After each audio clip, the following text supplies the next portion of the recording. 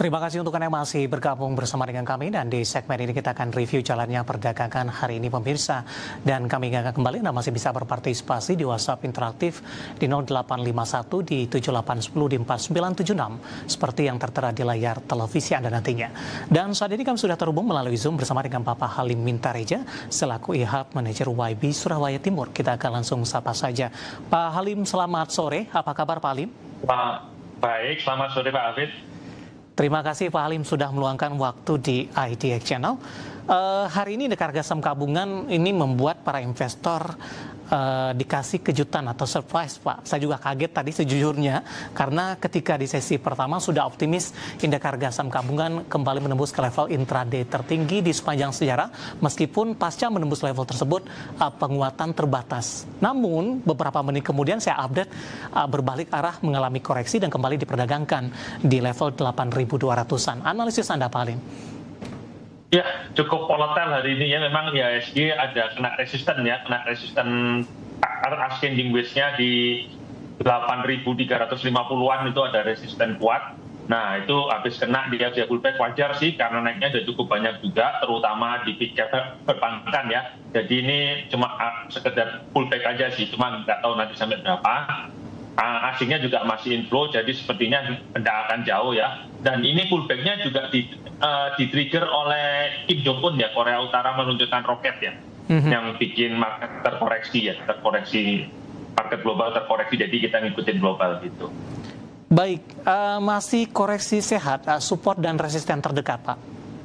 Masih sehat untuk IHSG, supportnya masih di 8.050-an. Resistennya Pak? Dengan capaian 8.300? Resistennya 8.350. Resistennya di 8.350. Baik, arah jangka menengah paling tidak sampai dengan akhir tahun? Masih bisa sideway ya. IHSG sementara ini masih sideway berkonsolidasi di antara 8250 sampai 84 mungkin ya. Selama bulan November yang biasa sifatnya November selalu gitu. Baik Pak Halim, tadi Anda katakan meskipun Indeks Harga Saham Gabungan berbalik arah melemah, net buy asing masih terus berlanjut. Dengan kembalinya asing masuk Pak, terutama di perdagangan Senin kemarin asing net buy di atas 1 triliunan rupiah kembali. Apa yang menjadi magnet, apa yang menjadi minat bagi investor untuk masuk kembali di pasar modal Indonesia? Apakah sentimen global dan domestik cukup mendukung terkait dengan kondisi ini? Ya, kalau di antara kalangan trader itu pada bilangnya purbaya efek ya. Jadi Pak Menteri Keuangan yang baru ini berusaha agar sektor domestik ini kembali bergerak gitu loh. Dan dia maksa uang kembali berputar, jadi mulai 200 triliun ditaruh perbankan. Dan ini mulai kelihatan hasilnya. PMI kita naik, retail salesnya naik, dan government spendingnya juga naik. Jadi harapannya ekonomi mulai bergerak. Nah, makanya asing banyak masuk di sektor perbankan dan konsumsi. Itu dua sektor yang jadi incaran asing nih. Jadi inflow-nya cukup besar di dua sektor itu. Besok tanggal 5 pengumuman review dari Indeks MSCI. Jangka pendek sekali Pak, kemana arah Indeks Harga Saham Gabungan terkait dengan rilis ini nantinya? Sepertinya masih nggak kemana-mana ya, masih sideway aja ya. Masih ya konsolidasi sideway gitulah. Masih sideway ya, mungkin pullback ke arah 8.000 tapi nggak bisa jauh, terus dia naik lagi habis gitu. Habis itu setelah konsolidasinya selesai naik lagi. Biasanya seperti itu sih. Baik Pak Halim. Jadi konsolidasi rotasi dari sektor konglomerat ke sektor old economy. Gitu. Baik Pak Halim, di tengah pembalikan arah Indeks Harga Saham Gabungan hari ini, beberapa saham menjadi pemberat Pak. Dari perbankan big cap, BBRI tadi pun juga sempat Anda singgung. Sebenarnya kita akan coba ulas untuk BBRI terlebih dahulu Pak. Hari ini koreksi dalam hampir 2% dan kembali meninggalkan level 4.000-an. Analisis dan rekomendasinya untuk BBRI. BBRI kalau udah punya di hold aja, kemungkinan bisa koreksi sampai 3840 ya, itu mungkin ada titik entry baru ya. Apalagi laporan keuangan dia juga cukup bagus ya, estimasi satu-satunya bank yang quarter to quarter-nya naik nih. Jadi cukup oke nih ya, BRI kalau kita mau start akumulasi ya. Gitu. Ya. Resisten sementara ada di 4.160, cuman lebih secara overall biasanya itu lebih cenderung ke arah sideway ya. Jadi mungkin antara 3840 sampai 4100 itu muter-muter dulu di area situ. Baik, rekomendasinya apa Pak untuk BBRI dengan range harga 38 hingga ke 4.160 tadi? Hold dulu, coba kalau ada di hold dulu, atau kalau sampai di bawah 3.800 bisa melakukan payout weakness ya. Tapi kalau untuk kejar jangan dulu, kenapa? Karena November lebih cenderung sideways, jadi berusaha payout weakness, kalau naik salon strength dulu. Kita beralih ke perbankan big cap lainnya Pak. Kita akan coba ulas untuk BMRI dan kebetulan sudah ada yang masuk di WhatsApp interaktif dan kebetulan juga kita lagi bahas perbankan big cap. Ya, halo. Iya, suaranya oke. Ya. Suaranya hilang tadi. Baik, Bapak Kasmudin dari Medan Pak, Sumatera Utara, menanyakan saham BMRI, apakah support dan resistennya potensi bisa menembus ke level 5.000 tidak untuk BMRI? Untuk jangka pendek belum ya, mungkin di bulan Desember baru bisa. Supportnya sekarang itu di titik breakout dia di sekitar 4.600-an. 4.600 itu cukup kuat. Nah, sementara resistennya di area 4.900. Jadi bulan November ini masih belum lah. Mungkin Desember, mungkin baru Desember akhir ya. Mungkin seiring dengan window dressing ada harapan untuk kembali di atas 5.000. Baik, artinya di hold saja Pak dengan posisi saat ini ya? Iya, di hold aja lah. Jangan terlalu panik. Kalau lagi turun jangan terlalu panik. Ya. Tapi kalau lagi naik juga jangan terlalu euforia gitu. Tapi support yang mungkin bisa diwaspadai Pak untuk mengamankan 4.600 ya, 4.500, 4.600 itu cukup kuat untuk re-entry boleh ya. Baik, penutupan hari ini di 4730 melemah di 0,63%. Ya. Kondisi berbeda Pak terjadi untuk perbankan big cap lainnya. Kita coba bergeser ke BBNI. Hari ini justru bertahan di zona hijau meskipun di penutupan sesi kedua penguatannya lebih ke terbatas Pak untuk BBNI. 4.450 penutupan, intraday tadi sempat ke 4.510. Ya, daya tahan ini agak sedikit tinggi ya ini ya. Jadi kalau untuk start entry dan rekomendasi saya, start entry-nya itu agak jauh sedikit di sekitar 4.250-an. Itu ada MA50 itu. Kalau mau start entry di area situ. Apa yang membedakan teknikal dari BBNI hari ini dibandingkan dengan perbankan big cap lainnya lebih cenderung tertekan? Singkat saja Pak. Memang sifatnya BNI seperti itu. Kalau naik dia cenderung overshot karena likuiditasnya kan tidak sebesar BRI dan Mandiri ya. Jadi kalau naik dia cenderung overshot gitu. Kalau turun juga sama. Ini kenaikannya lagi sedikit overshot, jadi bisa sell on strength dulu. Nanti turun konsolidasi boleh buyback lagi. Di level berapa? Di 4.250 sampai 4.300 tuh boleh tuh. Kalau enggak ya kita masuk ke bank yang lain yang lagi konsolidasi. Oke, penutupan hari ini di 4.450, penguatan terbatas di 0,45%, dan lagi-lagi keputusan investasi tetap ada di tangan pemirsa IDX Channel. Pak Halim, menarik, kita akan jeda terlebih dahulu, nanti kita akan coba lihat saham-saham pilihan apa saja yang Anda rekomendasikan, dan pemirsa kami akan segera kembali sesaat lagi.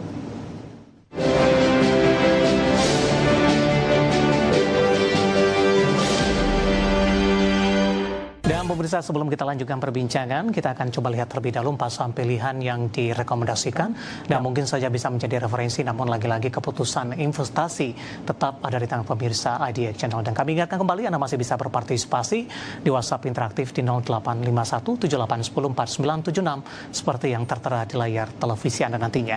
Ya, 4 saham pilihan yang direkomendasikan ada energi, buy on weakness, supportnya di 800, resisten hingga ke 925. Kemudian dari teknologi ada Goto, buy on weakness, supportnya di 53, resistennya hingga ke 62. P1 dari properti, buy on weakness 366 hingga 410. Sementara dari perbankan daerah ada BCTM, buy on weakness 510, resisten hingga ke 600. Ya, ada energi, Goto, P1 dan BCTM, dan lagi-lagi keputusan investasi tetap ada di tangan pemirsa IDX Channel. Pak Halim, kita lanjutkan kembali Pak. Langsung saja kita ke energi, saham pilihan yang pertama tadi di sesi kedua berapa menit yang lalu melemah di 3,95%, Rp850 per saham. Ada perubahan dari sisi rekomendasi tidak Pak secara teknikal dengan pelemahan dalam yang terjadi di sesi kedua? Tetap ya ini harusnya tadi kesempatan beli nih, kesempatan window untuk beli ya, karena kan udah mencapai target kita mau beli kan 830 sampai 840 ya, dengan target waktu pengumuman MSCI di 925. Ini tadi harusnya udah dapat nih. Nah, di hold aja dulu, kalau punya di hold aja dulu, nanti stop loss-nya kalau dia closing di bawah 800 gitu. Jadi ini targetnya dia masuk MSCI. Iya. Target price terdekat di berapa? 930-an. Baik, 930-an. Current price hari ini tidak masalah ya Pak? 850? Tidak masalah. Tidak harus nunggu 830 hingga 840 ya? Kalau bisa buy on weakness dulu ya. Kalau besok turun buy on weakness dulu aja, nggak usah dikejar. Baik, 830, 840 buy on weakness untuk energi. Dan masuk di level saat ini di 850. Targetnya tadi hingga ke 9.300 dan sentimen MSCI membayangi saham energi. Kita beralih ke saham pilihan yang kedua, Pak Halim, Gotoh dari teknologi. Gotoh setelah bergerak stagnan Pak dalam waktu yang cukup lama. Namun dalam beberapa pekan terakhir, Gotoh kembali bangkit usai dari rilis kinerja mereka cukup membaik di kuartal ketiga. Analisis Anda untuk Gotoh? Gotoh ini kan ada breakaway gap ya dari 56 sampai 57 tempo hari. Jadi 57 ini harusnya support kuat. Jadi kita bisa buy on weakness di antara sekitar 57, 56, 57 ini. Stop loss-nya kalau dia closing di bawah 53. Nah, targetnya kan laporan keuangannya cukup bagus. Kemungkinan bisa kembali ke MA 200 di sekitar 61 sampai 64. Baik, tapi dalam beberapa hari terakhir Pak, saham Gotoh ini baru menduduki level tertingginya, paling tidak dalam sepekan di level 61 ya. Pak. Booster apa ya akan menopang penguatan lanjutan untuk Gotoh di tengah pelemahan hari ini? Inflow asing karena melihat laporan keuangannya cukup membaik cukup signifikan ya. Ruginya kan mulai profitnya secara operasi sudah mulai minusnya sudah hampir habis. Jadi kemungkinan asingnya akan kembali masuk. Baik, penutupan hari ini di 57 melemah cukup dalam di 3,9%. Intraday tadi sempat ke 60, sementara target price-nya tadi sudah direkomendasikan dan juga level buy untuk Gotoh. Dari Gotoh kita beralih ke saham pilihan yang ketiga, Pak Halim. Ada Pewon dari properti, Anda rekomendasikan buy on weakness 366 410. Dari sisi sektor terlebih dahulu Pak, sektor properti dalam beberapa perdagangan terakhir ini memimpin pelemahan dari sisi sektoral Pak, setelah mengalami penguatan yang cukup signifikan di perdagangan sebelumnya.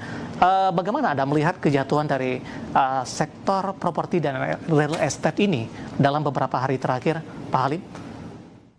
Ya, beberapa hari terakhir kan cukup sideways ya, properti ini berkonsolidasi terus dan cukup lama, sedangkan bankingnya kan naik cukup signifikan ya. Nah, biasanya apalagi mendekati 2 minggu lagi kan ada rapat Dewan Gubernur ya. Lewat penentuan BI rate, biasanya saham properti akan rally mengantisipasi kemungkinan penurunan BI rate.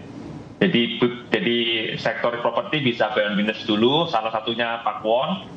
Itu di supportnya antara 366 sampai 370, stop lossnya kalau dia bikin new low di bawah 364, targetnya sekitar 410-an nanti kalau rally. 410 target sampai kapan? Ya, target 2 minggu. 2 minggu menjelang ya? BI rate. Iya. Oke, baik, peluang dari Pewon untuk balik di level 450-an Pak, atau mungkin ke 500 lagi dalam jangka menengah? Kalau ekonominya cukup berputar ya, ekonominya kalau yang purbaya efek itu yang sering dikatakan orang kembali memberikan efek yang signifikan ya. Sekarang kan kalau kita ke mall kan udah mulai terlihat ya, mall-mall sudah mulai ramai, tidak sesepi 3 bulan lalu. Terus data retail sales juga mulai membaik, jadi sepertinya ekonomi arahnya mulai membaik lagi. Nah, kalau ekonomi membaik tentunya penerimaannya Pakuwon kan juga ikut menaik, terutama dari penjualan properti dan sewa mallnya. Oke, recurring income-nya Pak untuk Pewon? Iya, cukup tinggi, 45% sekarang ini. Oke, dari Pewon kita beralih ke saham pilihan yang terakhir, Pak Halim. Dari perbankan BPD ini ada BJTM, direkomendasikan buy on weakness. Ini untuk BJTM cukup jarang Pak direkomendasikan. Kita juga penasaran ini pertimbangannya merekomendasikan BJTM hari ini atau flat 545 Pak. Ini salah satu bank yang kan ada itu ada restrukturisasi ya, bank-bank daerah kan mulai disuruh investasi sana sini ya, investasi ke bank daerah yang lain untuk konsolidasi, dan ini efeknya cukup positif ke BJTM, makanya artinya juga ikut terpengaruh ke atas dari investasinya dia ke bank-bank lain, bank daerah lain. Nah, RPI dia juga cukup rendah, sekitar 5 poin sekian gitu. Nah, ini menariknya kan habis breakout di 530 menuju ke 545 kan. Nah ini saham ini asing nggak terlalu masuk, jadi pergerakannya nggak terlalu volatile. Kalau seandainya dia turun ke 530 itu titik entry yang bagus sekali. Apalagi ini dividen yieldnya sekitar 10% nih. Jadi targetnya nanti mungkin sekitar bulan April bisa, bulan Maret April tahun depan bisa 600-an lah. Menjelang dibaginya dividen, kalau bisa lebih ya. Tapi 600 kayaknya sudah cepat mata gitu. Baik, dari capaian kinerja seperti apa Pak? Tampaknya cukup positif juga data terbaru kuartal ketiga ketika dari kinerja perbankan-perbankan Suaranya Pak. cenderung mengalami pelemahan. Halo Pak Halim? Iya.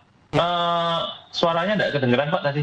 Ya, Pak Halim, saya ulang kembali ya Pak, dari sisi kinerja sampai kuartal ketiga Pak, tampaknya mengalami peningkatan BJPM jika dibandingkan dengan perlambatan laporannya cukup kinerja bagus. perbankan. Ya. Nah ini kan sektor perbankan kan kuartal 4 kayaknya juga membaik lagi nih, makanya BJTM salah satu yang diuntungkan juga. Baik. Saham pilihan yang direkomendasikan pemirsa ada Energi, Goto, Pewon, kemudian juga BJPM, dan lagi-lagi keputusan investasi tetap ada di tangan pemirsa IDX Channel.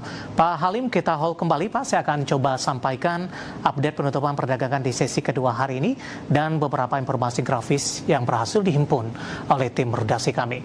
Dan pemirsa, di penutupan perdagangan di sesi kedua hari ini, indeks harga saham gabungan ditutup melemah cukup dalam di 0,40% dan masih bertahan di atas level 8.200-an. Tepatnya posisi penutupan perdagangan di sesi kedua hari ini di 8.241.911. Secara intraday di sepanjang perdagangan hari ini, indeks harga saham gabungan berbalik melemah setelah menembus ke level intraday tertinggi di sepanjang masa di 8.317.075. Level terendah hari ini di 8.225.911 setelah dibuka di 8.275.951. Langsung saja kita ke grafis yang pertama pemirsa, kita akan coba lihat updatean penutupan beberapa indeks lainnya seperti MNC 36, Jakarta Islamic Index dan juga ada LQ45. MNC 36 ditutup melemah di 0,58%, Jakarta Islamic Index juga melemah di 0,68%, LQ45 tertekan di 0,25%. Selanjutnya rotasi pergerakan sektoral. Sektor industri memimpin penguatan di 3,62%, properti melemah di 2,62%, barang baku juga tertekan di 2,22%, teknologi juga melemah di 1,15%. Kemudian saham-saham yang hari ini mengalami penguatan signifikan dan menjadi penopang ada Telkom menguat ke 3.500, IMPC juga menguat ke 2.710, WiFi di 3.190 penutupan, dan Toba berbalik arah menguat di 830. Kemudian grafis yang terakhir, BRMS, BRPT, Antam, dan Cuan didominasi oleh saham-saham grup Prayogo Pangestu, rata-rata mengalami pelemahan. Antam emiten emas tertekan ke 2960. Kemudian BRPT melemah ke 3.500 pemirsa. Update penutupan perdagangan di sesi kedua dan semoga bisa menjadi referensi untuk Anda terutama dalam menghadapi perdagangan hari selanjutnya.